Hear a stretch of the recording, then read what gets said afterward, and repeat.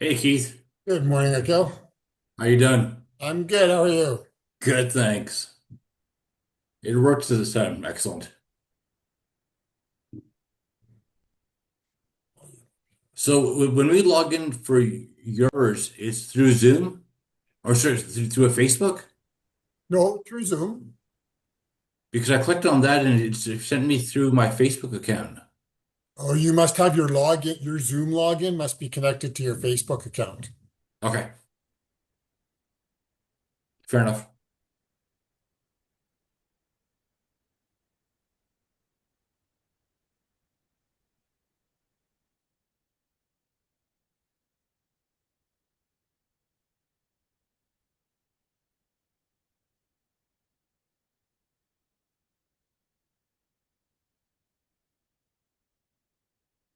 I'll just give people a chance to log in this morning.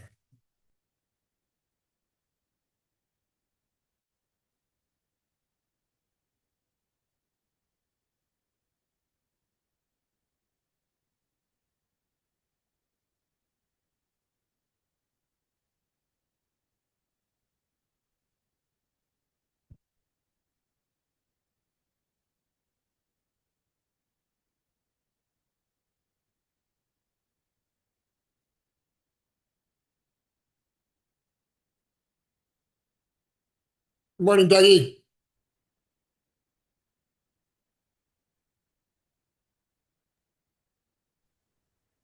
Keith, Hi, Keith. Look at you repping the colors this morning, Dougie. hey, you know what? This morning I wasn't, I was just worrying for the sake of it. And then Gavin shared some sort of a video, watched it, and now I'm feel patriotic right now. It was a pretty good promo. I think it was TSN. TSN put together a ad, right? Yeah, Holy cow. A tearjerker. Let's put it that way. yeah. No, it's yeah, 1 o'clock today is their Canada's first game. So, Yeah. So, all right. Well, we'll get a little, started here a little bit. It's past 10 o'clock. Uh, where I always like to start is, is just reviewing what we discussed last week. Last week we really dove into the idea of creating a community of clients and people around you that support your business. And further to thinking around that concept, community, starts at the macro level. It starts, at M3 and Mortgage Alliance, and then gets more localized with the community we create with Enriched Mortgage Group. And then you know, even within Enriched Mortgage Group, it can be groups of agents that support each other. And Dougie's got the group in Edmonton, where he helps facilitate and manage training and different things in Edmonton, uh, agents in other parts of the country. And obviously, it's harder for agents in other parts of the country to help feel maybe as much as part of the group. And so that's why it's so important to be involved in supporting each other no matter where we are in the country. And that's why things like the WhatsApp mastermind and stuff help embolden that idea that you're not an island, you're not alone, and you have this broader community of Enriched Mortgage Group to help support your business. And then as you get down to the more micro level, it's where you build the community where you use that support to support your clients and build that community of your clients. I just wondered after last week and after going through that, does anyone have any further thoughts or anything that they did this week around the idea of furthering and emboldening and creating a community for themselves and around themselves? I've been thinking about it for a while. I've been kind of brainstorming and writing a bunch of things down that I've wanted to implement. And last week it really hit me that I feel you're really right about trying to make your own community. And sometimes you just have to hit the pavement and join things or show up at things in order to make you get more, well, help you get more customers and just getting your name out there. I think that could be very, very effective. And it just Absolutely. hit me really hard. So I've been brainstorming and thinking of ways how I can, when I have my free time, to get out there and hopefully meet some more people. And as much as it's meeting more people, it's also emboldening and empowering them through information you share. And because it's just not possible to go and meet everyone in person. So you have to try and reach them in multitudes of different ways to help them to feel like they are part of your community. So that's another important piece of that. Dougie, go ahead. Hey, can I share a quick story about how my involvement with my community had helped me grow? Absolutely. So my early days, again, I was young, no friends. Well, I had friends, but did not know a lot of people. Network was weak. So I joined my local, the Malaysia Singapore Association. It was a smaller group. So when I got in there, they needed help in many areas. They needed help. They always say, "Oh, we need young blood," right? Number one. So that was good. Um, so I took up roles like, okay, you know what? If you need help with planning events, maybe promoting the events, I'll help out. So they gave me a list of, all these emails of community members, and I would email them, 3, 4 times a year of the various different events and what the community is hosting, right? And the email that I use says Douglas Lim, mortgage specialist at that time at the FI, right? So everyone knew, okay, who's this Doug guy, right? He's a mortgage specialist. Is all they know. So I also volunteered as an MC in all these events. You guys need an MC? I'll be an MC. So I started MCing in all these different events. Now they associate, oh, it's Douglas Lim guy. Okay, he knows how to put a show, right? And I have free advertising. It did not cost me a dime. I just showed up and made a clown of myself. And I touch on average about 450 people per event, right? So that helped. That blew up my network. Not Yeah. a lot of money So out of it, but it did help. so so essentially leveraging a community that you very easily have a connection to. And often that's where you bring up a good point, Dougie, that we sometimes forget, or often I think we actually often forget that we don't tell the groups that we are already involved in, or the communities we're involved in, or whatever it is, we actually don't tell them what we actually do. And it can be out of fear. It also can be out of thinking about being judged. Often being judged is a big one, right? Judgment, ego, fear, the old Jeff, right? And so when we look at our life as a whole and the things we do on a day-to-day basis, why are you not willing to add value to the people in the groups that you already know? And and just let them know what you do. And one of the ways you can let them know what you do, like Dougie's group, is just by adding value. It's not even, that you're out there saying, hey, I'm a mortgage broker. If you or someone needs a mortgage, let them know. That's not the approach. The approach is, I'm a mortgage broker, and here's information. Here's what's going on. Start from that kind of approach. Go ahead, Jackson. Yeah, I think Doug brings a good point, and he mentioned it because I'm very involved in this Chinatown stuff, and I don't bring up my business at all. I don't know if it's a mindset block or whatever. I don't want to, um, I guess, mix the thing. But Doug mentioned, hey, like why aren't you basically reaching out and letting people know? It has been making me think, right, quite a bit. So, and There's just ways to hearing, people let yeah, there's ways to let people know what you do without feeling like you're being pushy about letting them know what you do, yeah, right?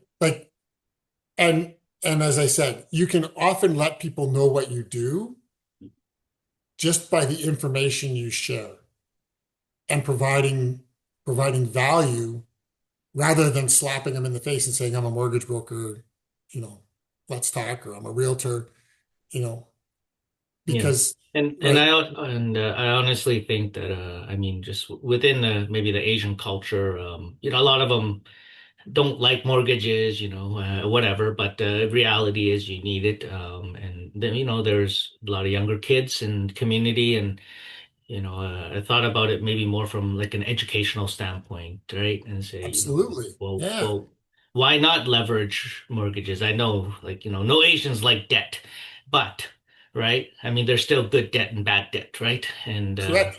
And start from that educational standpoint about good debt and bad debt, helping their kids. Go ahead, Iryna. Yeah, like I have like our community is similar, but I think our community hates rent more than debt. They just hate paying rent. They're like, I'm not wasting my money. I hate paying somebody. And they're like, okay, I want to buy as soon as I can. So Yeah. So so different. maybe, yeah, when you sometimes hear that argument about debt, just say, oh, but rent is essentially also debt, right? Because you have to pay it every month. The only difference is that you will never stop paying it, while mortgage eventually you'll pay off. Yeah. So just as an argument. and Yeah. I You guess just have to dictate it, right? You have to figure out what will and you can try different things, different materials, and see what gets reaction, what doesn't within your community and with information that you share. So just keep that in mind. And I just wanted to add, so like 2 days ago, I was able to, so I have some rentals, so I met a potential tenant. I met a potential tenant at and we're just speaking with her, right? I said, my goal is I want to turn every one of my tenants into homeowners, right? And and she's kind of like, I think she's an immigrant. She's 8 years in. She just got like her some professional license, right? And then she's like, yeah, I want to buy in a couple of years. And then she goes, my next step is I want to buy a car. So I'm like, hold on, right? I'm like, did you know, right? Just for your information, like a $700 car payment is could be like $130,000 borrowing power, right? So she's, oh my God, I didn't know that. So I said, okay, so it doesn't matter who you use, but like just know that, right? When you make your decision in your mortgage planning. So uh like she ended up choosing a different place, and I just said, hey, if I have a email list to share mortgage knowledge, are you interested? And she goes, yeah, put me on it. So even Well, though she never became a tenant, I think I built some trust there. So and you added someone to your community, yeah, right? You added someone to your community. So that's great. So, and that's what we're talking, and that's what that last week's session was around, right? How starting to build and create a community and and embolden them and make them be so supportive of you that they want to have other people experience what they experience from you and and being part of that community. So that's so critically important in that. Anybody else have anything else they wanted to say before we get on to today's material?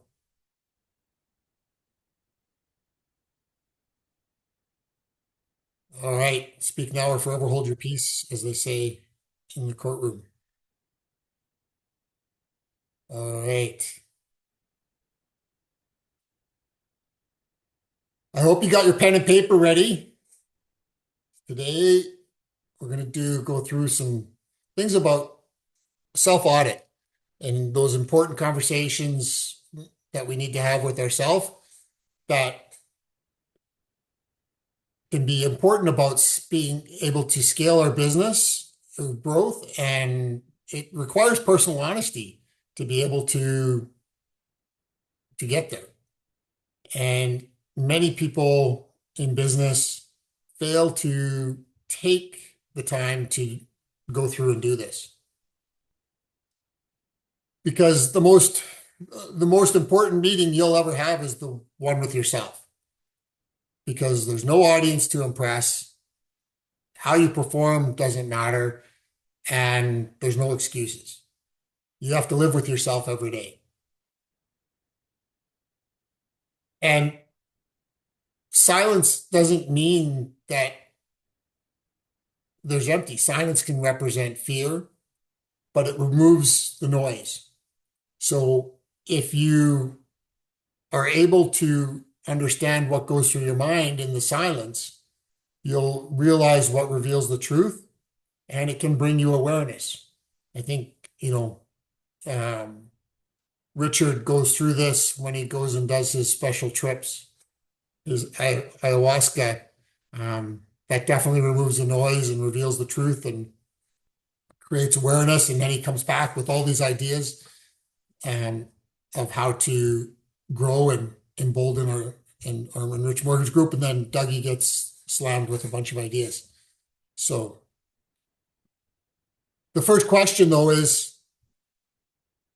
are you building something or just staying busy?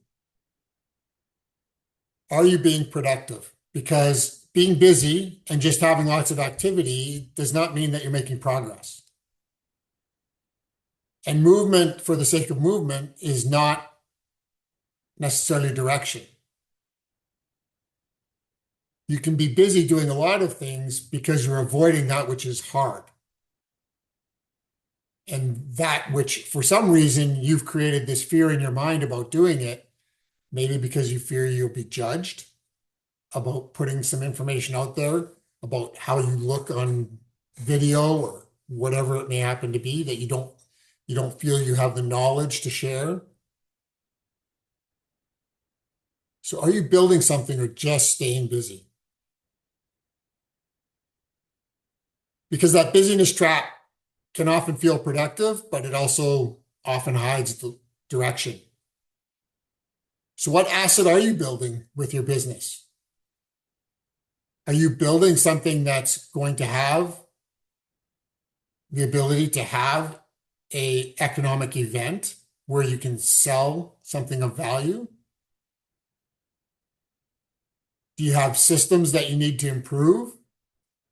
Things that you're letting continue to go as the way they're going, knowing that there's potentially, or there is other options that could make things smoother and less clunky, using multiple systems versus using one. But more importantly, what results are you going to make exist by the end of the year? We're just about halfway through the year now. What goals, what ideas did you have that you wanted for this year? Are you on track for those? If you're not on track, you need to revisit, readjust. And it's not that it's a failure to readjust. Readjusting is a common and typical thing to do in business, because that's the way that we embolden ourselves to be able to still feel success. And sometimes we have to adjust. We set a lofty goal, and maybe we realize, because of market circumstances, whatever it is, health, whatever, that maybe was a bit of an overshot. I need to adjust. Or maybe you're ahead of the game and you need to up what that goal was.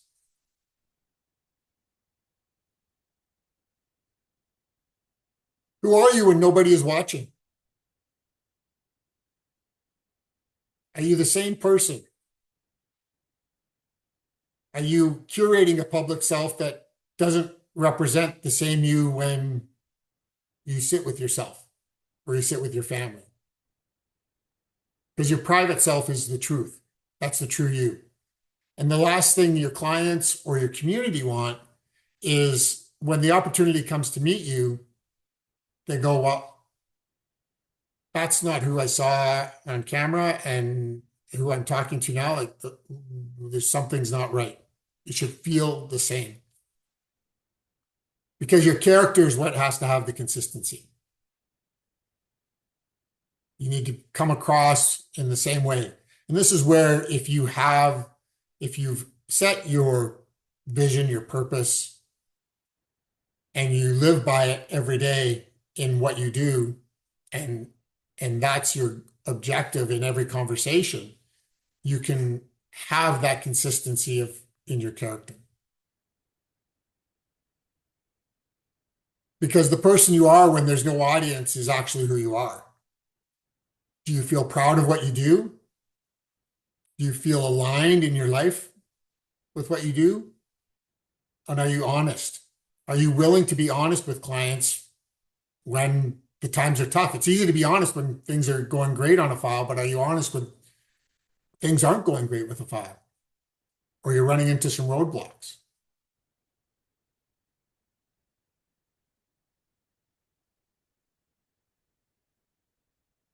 What are you pretending not to know?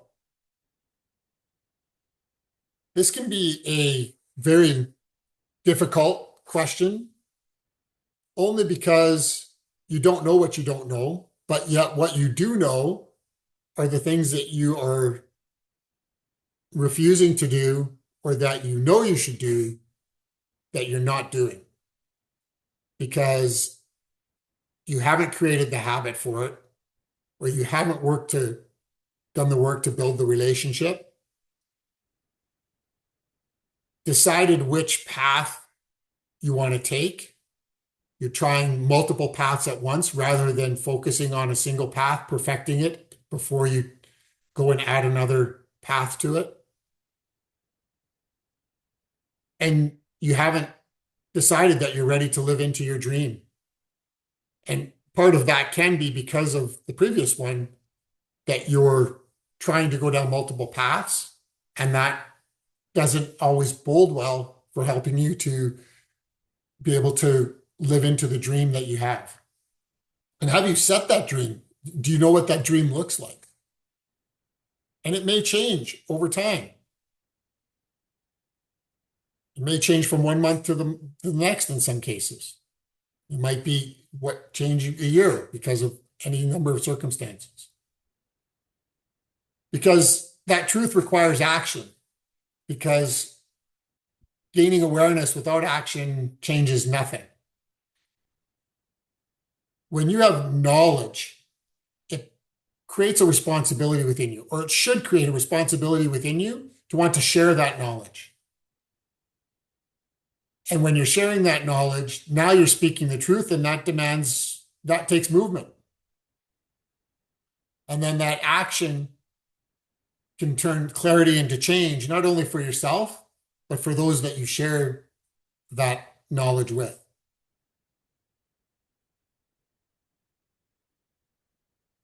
If nothing changes, will you be okay in 5 years?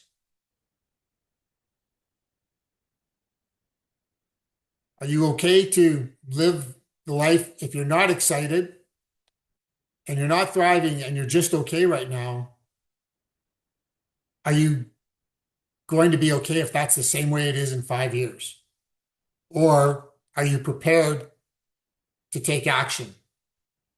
Because your future is built from the decisions that you make today. Because today's decisions have the ability to have that compounding effect. But so does the avoidance. Every day that you avoid today's decisions, that compounds as well. But if you're courageous and you take steps today, that also has the compounding ability for you. Your body wants to keep you in one single place, and that's to be safe, because that's what it knows.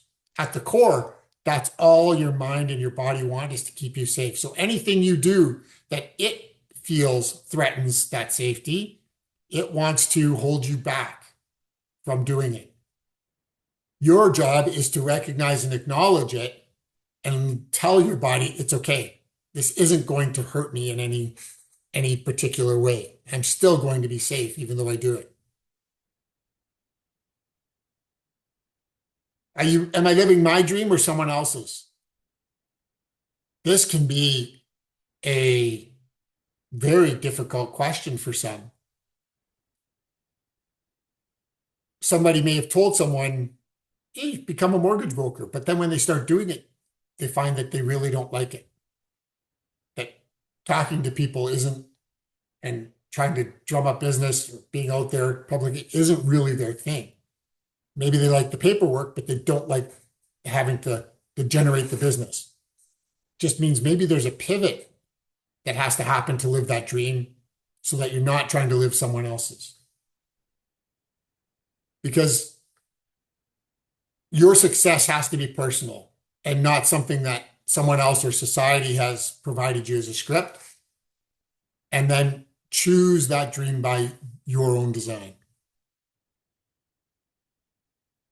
Because if you're climbing the wrong mountain, expecting that there's another way down on the other side, when you get to the top and you climb the wrong mountain, you get there and it's like, geez, the only way down is to go back because you didn't plan properly.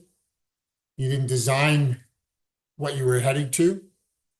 So make sure you design your business and design your community around the way that you want your life and your business to be, to live, and to what you represent. What would you do if you weren't afraid? If you weren't afraid, what would you do? Would you go and get a big sign made that said mortgage questions and point down to yourself and stand on a street corner waving a sign to see if anybody would come and talk to you? What would it be? What your fears hide opportunity. And this is what I was just speaking about. Your body wants to keep you safe because it protects that comfort. But it can become expensive because it can prevent you from finding those opportunities and building your community.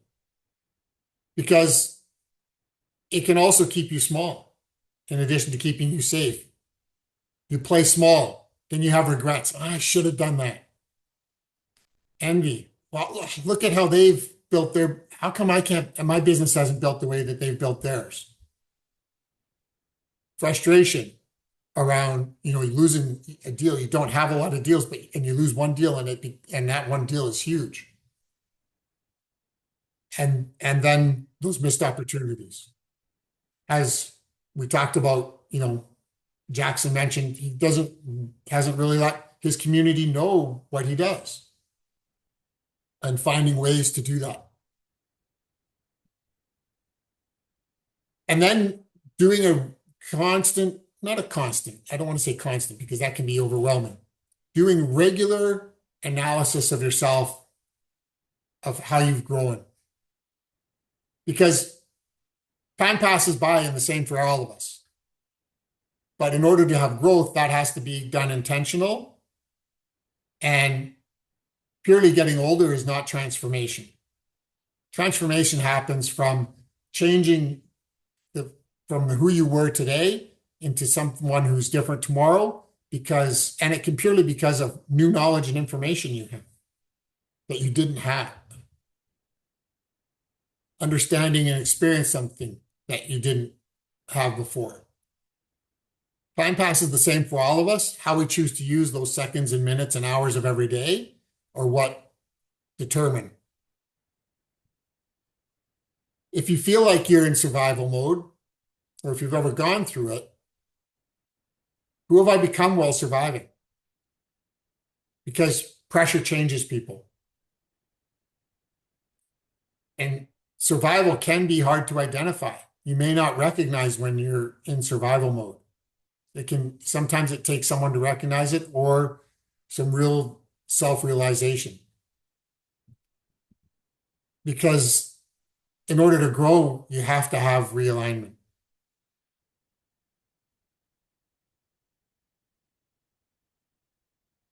When you're under stress, it becomes so much harder to see, and it can bury you further and further, such that you can feel like you can't see the forest through the trees. And so if you that's a question.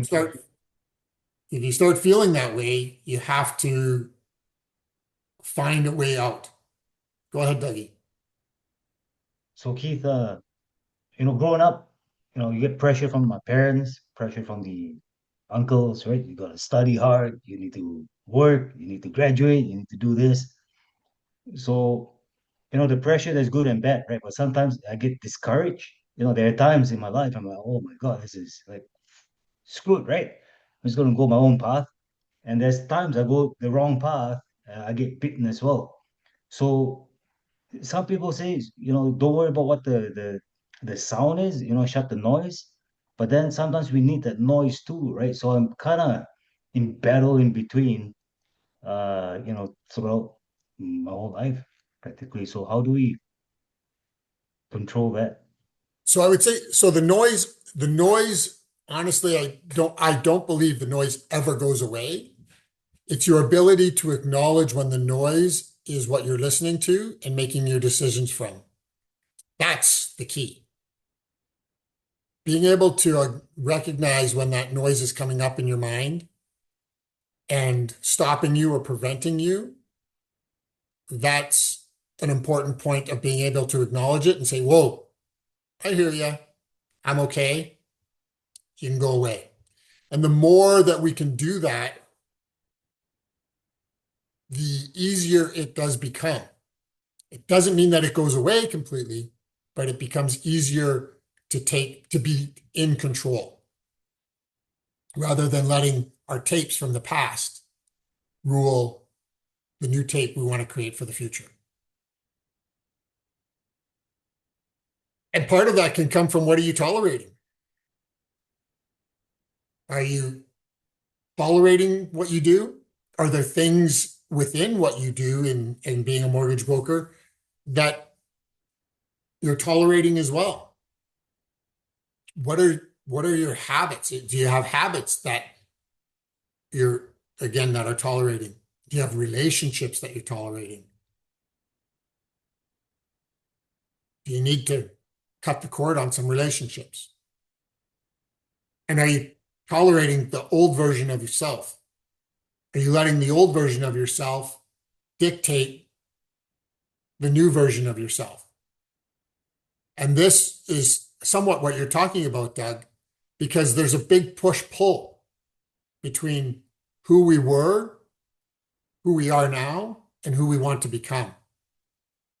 And you will have times where you feel like you have taken great steps towards what you want to become, and other things that happen that pull you back into the who you were. And being able to recognize and not sit within that space of who you were and to pull yourself out is really what's critical.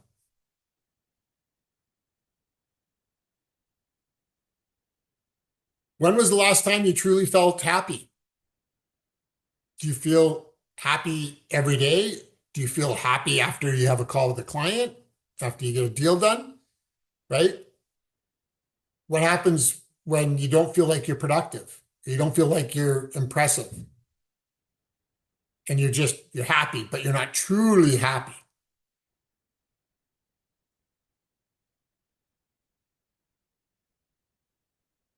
So that's the 10 questions for today.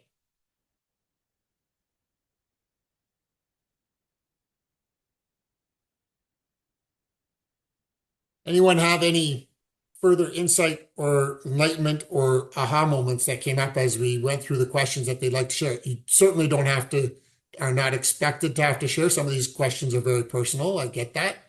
But if there's anything that you would be ready, willing, and able to share, please do. It's how we help build this community and how we help grow as a community by providing enlightenment. So, did you find that when you were a new broker, that you kind of went through some of these similar questions to yourself, and do you find like you can reflect on that, like as far? Yeah, absolutely. I mean, so I became a mortgage broker because I was laid off from a job as an underwriter at a private lender. And then I was introduced to Richard, and talked about becoming a mortgage broker with Enriched. I took the leap under Richard's encouragement, and actually even Richard Dolan. Richard Dolan is who introduced me to Richard Anderson. So I got a couple of dicks in my life that have helped me a lot. And so and Richard Dolan, he's like, you'll be a great mortgage broker. And I'm like, why? He's like, because you have that ability. He's like, you love people, you have a lot of knowledge, you just don't recognize what you have. And so I jumped into it and started doing it. And when I got into it and we were in the old office and in talking to people on the phone and stuff, within 6 to 7 months, Richard came to me and he's like,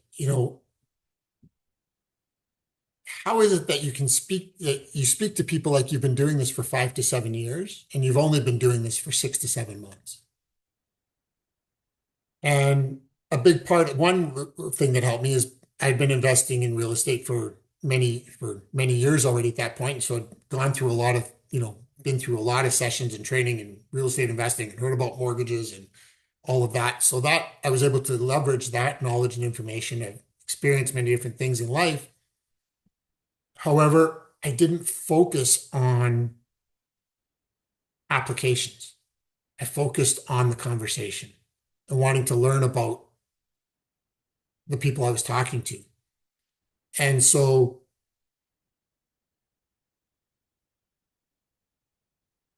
that is the place where I always try to go back and remind myself if I'm feeling down, feeling discouraged for any reason or whatever, is to go back and remember that moment that moment where Richard said that to me stands out in my mind. And so, if I can recall anything, it is, how that felt, right? How did it feel when someone truly appreciated what you're doing and the information you shared, and use those moments to build for the next and to create more. So it doesn't always, every day isn't always going to be a great day. I'm going through a lot with my divorce right now and separation, and not every day is a great day. And but those moments take time to acknowledge, recognize, and work through to try and not let them hold back from the life I want to live and to where I want to be truly happy. And so the idea of perfection is something that we sometimes set ourselves up for failure with, because we can only have moments of perfection throughout our day and throughout our life. And the moment we have that moment of perfection, it's gone. And we have to recreate new moments of perfection going forward from there. So I hope that helps, Michelle. Thank you. Yes, it does. Thank you. Anyone else want to share?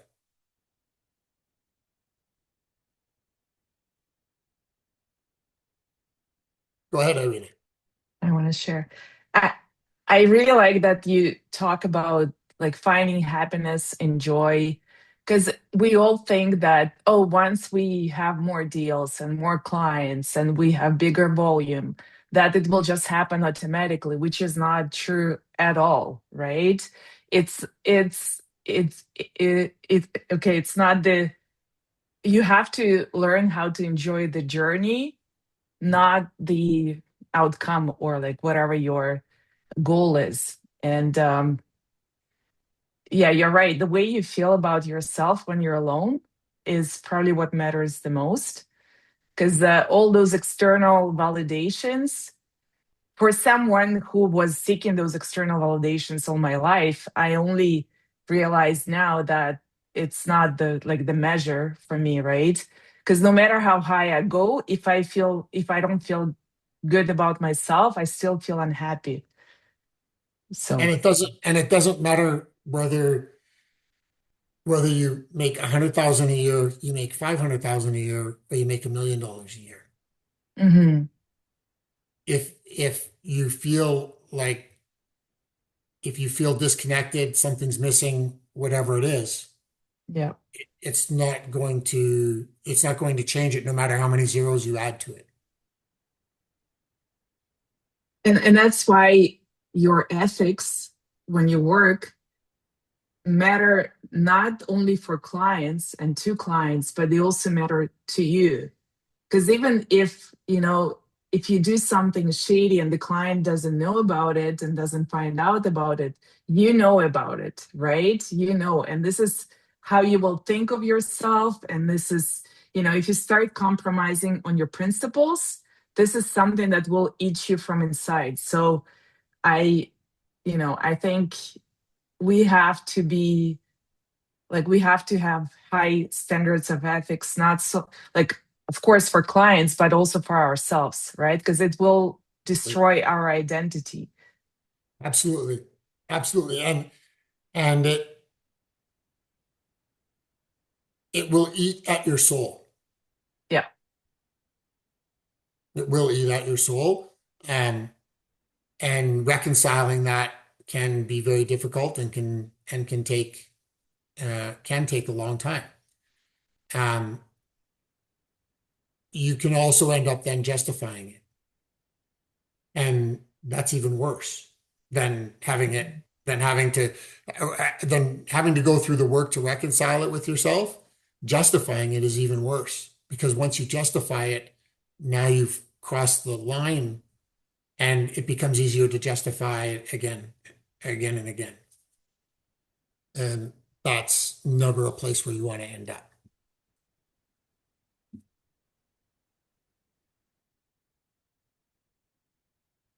Anyone else? Go ahead, James. Hello? Yeah, gotcha. Oh, there you go. So yeah, I just wanted to talk about because we talked about self-doubt and stuff in this topic here, and there's a lot of new agents here, like, including myself. I'm fairly new, but um so yeah, self-doubt and like imposter syndrome. I'm sure there's a lot of new agents here that have experienced that. And I had that too when I first started, and to me it was repetition and then just believe in yourself, because Keith mentioned this last week that once you have your license, you're more knowledgeable than 90% of our population, because you took the license, you had like you studied for it, and just try to avoid self-sabotage, because you're battling yourself, like your quiet moments and stuff like that. Keith talked about this earlier as well. Try not to do that to yourself, because it will only do you harm. And then just believe in yourself. Repetition. If you haven't done your first client yet, try to get there, get some help or offer help, because it's the value that you put in the table. Because like, for example, if you offer Keith, I'd like to get free training. If I could underwrite a deal for you, and then you can review it, like repetition. You can do repetition that way, not necessarily having your own client. It will improve your self-doubt, takes away the imposter syndrome. And yeah, I just wanted to point that out, because I think that's helpful. Yeah, it's important that we have the ability to give ourselves credit for the information that we have and not criticize ourselves for the information that we don't. And we've talked about in the high performance lab and other times, we've talked about the fact of being okay with telling someone, let me confirm that information for you and get back to you. Don't say you don't know, because you're reinforcing in your mind that you don't know something if you say you don't know. Tell them that, you know what, let me confirm that for you and get back to you. Because honestly, information is constantly changing. And there are updates, whether it's rate updates, it can even be on rates, right? Someone's asking about a rate. And once you find out more about their situation and understanding their income, and it's like you were thinking that you were going to go over here to Strive, but now you're thinking, oh, maybe because of that, maybe, ratios are going to be higher. Maybe I need to go to Scotia, or that income, the way that income is set up, actually, well, maybe that's an RFA or whatever it is. And so don't feel like you have to be able to answer everything within the moment that you're speaking to a client.